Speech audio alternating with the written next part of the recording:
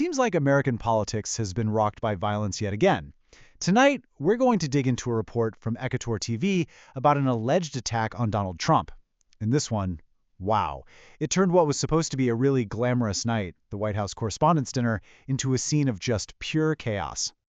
Okay, so let's just start with this quote from the report, because it really sets the stage. When the Washington Hilton Hotel shook with the sound of 7 to 8 rounds of gunfire, the eyes of the world turned to America. I mean, think about that. That's not just a news headline, right? That's a statement. It immediately tells you this is being framed as a huge moment, something with global significance, way beyond just a domestic incident. The report actually calls the scene an arena of panic. And you can see why. We're talking about the super prestigious gathering of top journalists and political figures, and it's just suddenly thrown into a state of absolute terror.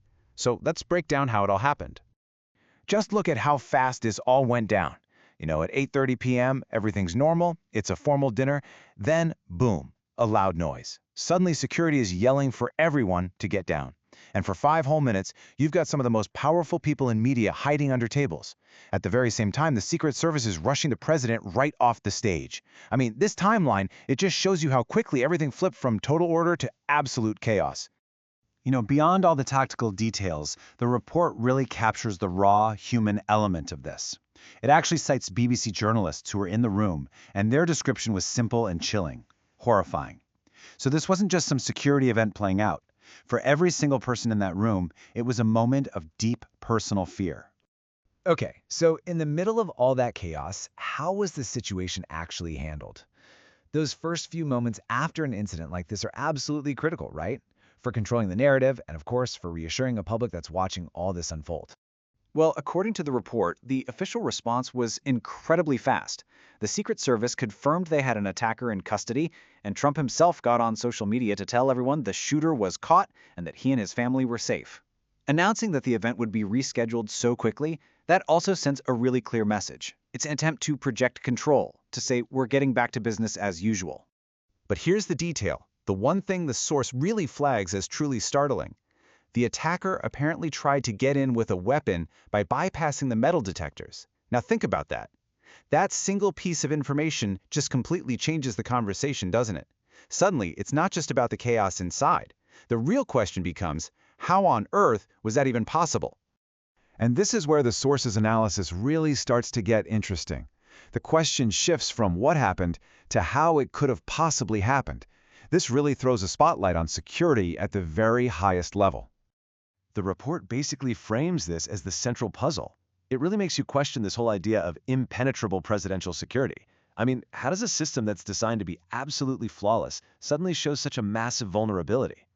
Now, what's interesting is the report doesn't just treat this as some isolated security failure. It makes a bigger argument. It suggests that to really understand the how, you have to look at the why.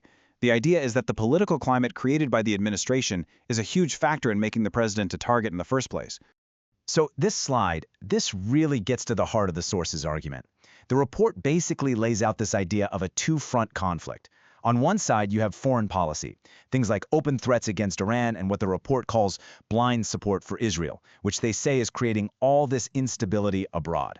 But then, at the very same time, you have the domestic front. The report points to policies it labels extremist, arguing they're splitting the American public right down the middle and stirring up unrest at home.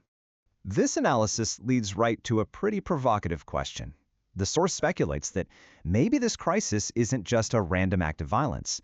Maybe it's a direct symptom of a much wider instability in America, an instability that, it argues, has been fueled by the administration's own controversial policies. And finally, the report looks ahead to the future. An event like this doesn't just disappear when the news cycle moves on. It leaves these lingering questions about the long-term political fallout, not just for the president, but for the entire world. The report suggests 2 very different paths this could take. On the one hand, could repeated attempts like this actually weaken his position, maybe leave him feeling more cornered and politically isolated? Or does it have the complete opposite effect?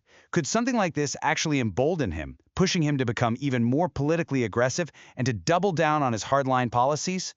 And that is the final, really provocative question the report leaves us with. It's this idea that the ripple effects from this one single night could be felt all over the world.